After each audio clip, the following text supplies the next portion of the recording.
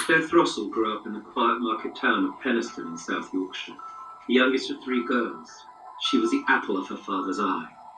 My dad was my hero. He was the one man that never let me down, and I was really close to my dad. He was a hard-working Yorkshireman, but so caring and strong, and him and my mum gave all three of us a lovely, normal childhood. Claire always hoped one day to have a family of her own. I'd always wanted children. I had a good model to look up to and aspire to be like. It appeared Claire's dreams could be about to come true when she met 27-year-old Darren Sykes whilst working in Manchester. I was about 25 when I met him, and he wasn't like anybody that I'd gone out with before. He seemed different, very attentive, very much a gentleman. He'd hold a chair out for me to sit down, he'd hold my coat for me to put my arms in.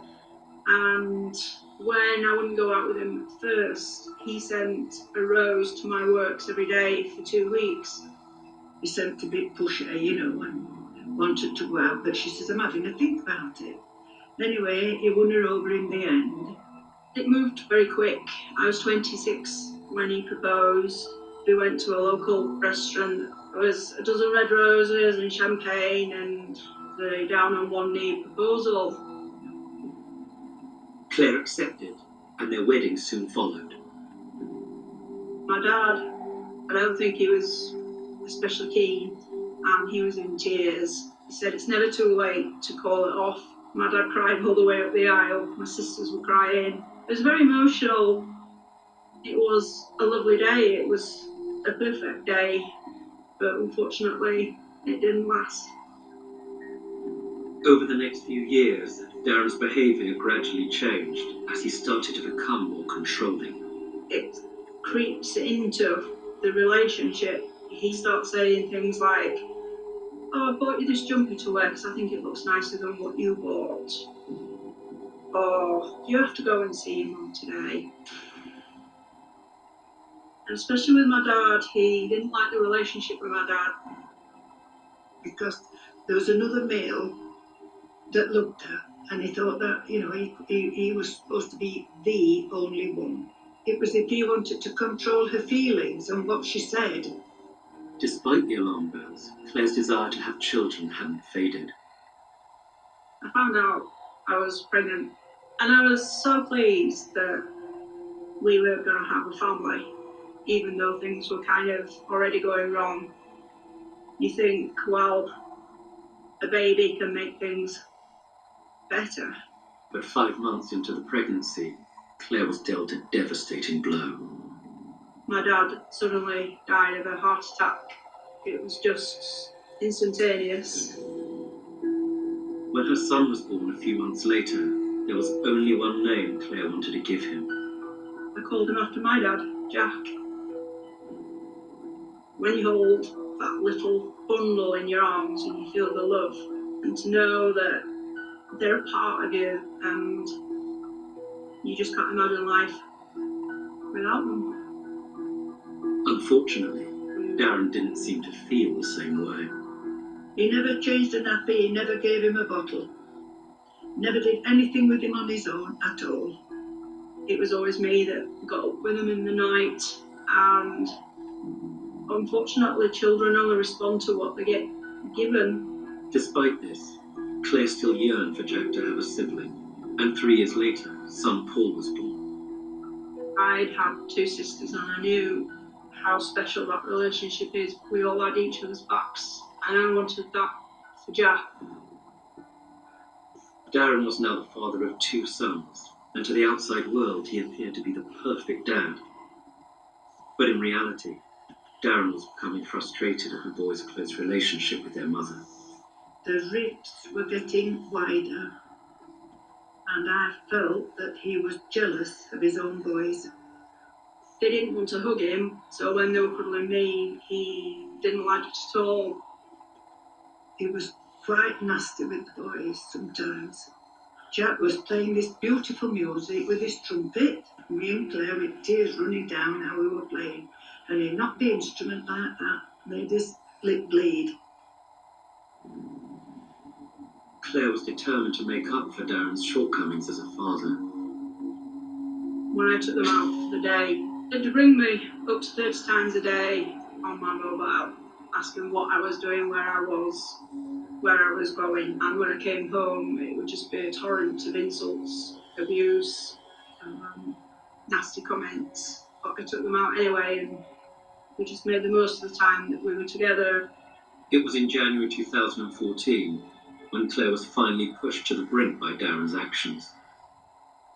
I was at the top of the stairs, and Jack had been limpy at 12 to get cheeky. He'd said something to his dad, and he went for him, and I got in the way and pushed Jack into his bedroom, and I ended up at the bottom of the stairs, and I knew then that we had to go. We just had to leave. Fearful for her son's safety, Claire immediately took them to her mother's house, where the boys thrived, and they were able to freely pursue their passions. The first time they were happy. Jack was a musician. Music ran through his blood like water down a stream. When he played the trumpet, people listened. He had a real talent for it. He'd gone from being a child in nursery that cried at being put on stage for a nativity to standing up and delivering a beautiful solo of Bring Him Home, and played for all to hear, and it was just an amazing transformation.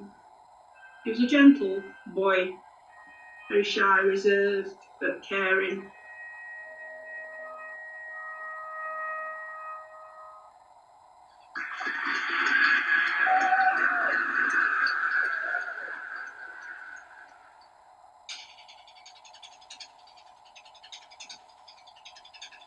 Paul was the complete opposite. He was cheeky, lively, very friendly.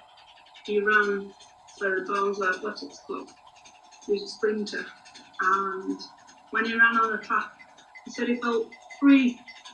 Whilst the boys were happy to be free of their father's control and grasp, Darren was refusing to come to terms with the situation.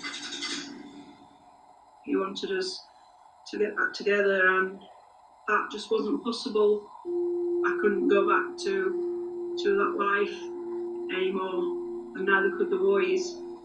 In June 2014, Paul had had enough of going to see his dad, and he had a breakdown at school, and I got an emergency court order, so prevented him seeing the boys. Claire says that despite protestations by her and the boys, the next month, the family court awarded Darren 5 hours a week of unsupervised access. I didn't want him to have any access at all. It was on official records through the courts that I thought he would hurt them. Claire had no choice but to abide by the rules of the court. It was terrifying every visit. They'd come home, they'd be crying, they'd be upset, they'd run into my arms. He'd deliberately flout the court order, he'd pick them up early, drop them back off late, send me horrible messages, and just made the whole thing a complete traumatic experience. And Darren's behaviour was equally difficult when it came to divorce proceedings. I had to cite reasons for the divorce, and he was trying to deny them, and his solicitor advised him that it was clear that the marriage was over and he was better off signing the papers, so he signed under protest. But it annoyed him that it was my name that was divorcing him. He didn't like the control being taken away. A few weeks after the divorce was finalised, Darren was due one of his weekly visits from the boys. That morning he sent a message to both boys, and he said, "I've got 2 new trains that light up and it just needs 2 drivers." And he said, "I love you," on those texts to the boys. "I love you so much." It was time for me to take Jack to school, and as he was getting out of the car, I said, "Love you." And he said, "To infinity." and back, and for some reason that morning he took an extra look back just to make sure I was there. He always did, but this time he took an extra look back. That night, just as Claire was finishing her tea, there was a knock at the door. My mum said, "Oh, that's the boys back.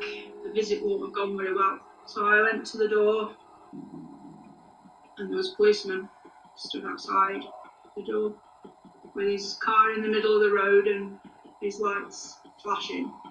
When he saw me, his face dropped a mile and he said, "What's he done?" Claire was sure that Darren was a danger to the boys, but nothing could have prepared her for the devastation that she was about to be confronted with. Coming up, Jack fights for his life. He said to the fireman, "My dad did this and he did it on purpose."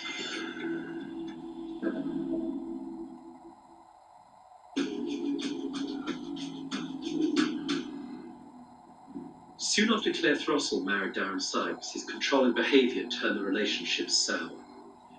The birth of their two sons, Jack and Paul, made his attitude far worse, and he became both emotionally and physically abusive towards his family. When the boys were aged 9 and 12, a particularly violent encounter pushed Claire to breaking point, and she moved to her mother's house with the boys. Now, despite Claire's concerns that Darren posed a serious threat to their sons, the family court awarded him 5 hours of unsupervised access per week. And it was during one of these visits in October 2014 that Claire received a knock on the door from the police. The policeman informed Claire that he needed to take her to Sheffield Children's Hospital, as Jack and Paul had been involved in a fire. I felt sick, and as I got into the hospital and ran through the doors, there was Paul having CPR done on him. One of the team took me into a room and he said, "We're going to let him go now, there's nothing more we can do." So I held him. And when people say in films that the light goes out of people's eyes, you don't believe it and you think, "Nah, that's not right." But it's true, because the light just went out of his eyes and he smiled at me. And then his eyes closed. They gently took him out my arms and said, "I'm sorry, he's a crime scene. We have a forensics team coming and you can't touch him anymore." Tragically, Paul had died as a result of breathing in smoke from a fire at his father's house.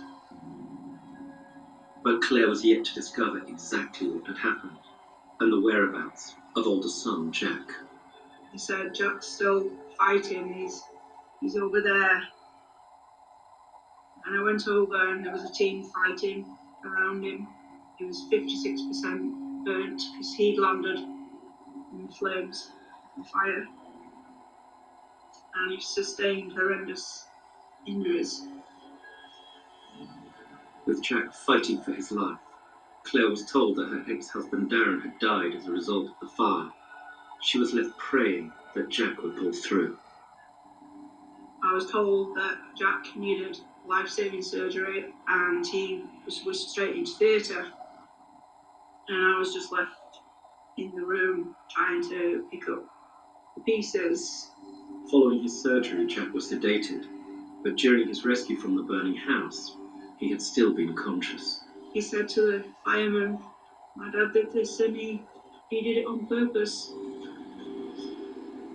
As Jack continued to cling to life, the true horror of what had occurred in the house was gradually coming to light.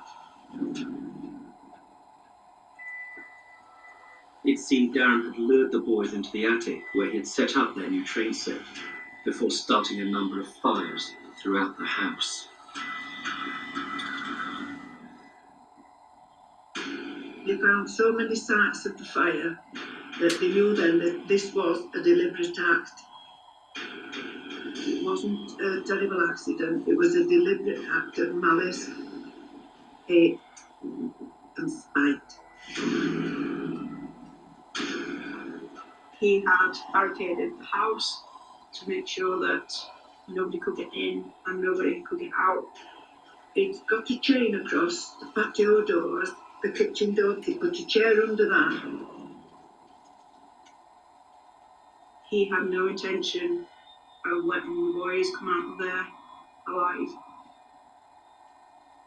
The most cynical and horrible aspect to this crime is the way in which he lures his children. He needs them to be in the attic, and I'm sure that he's thought about this. Heat rises, smoke rises. They're very unlikely to be able to escape from an attic room.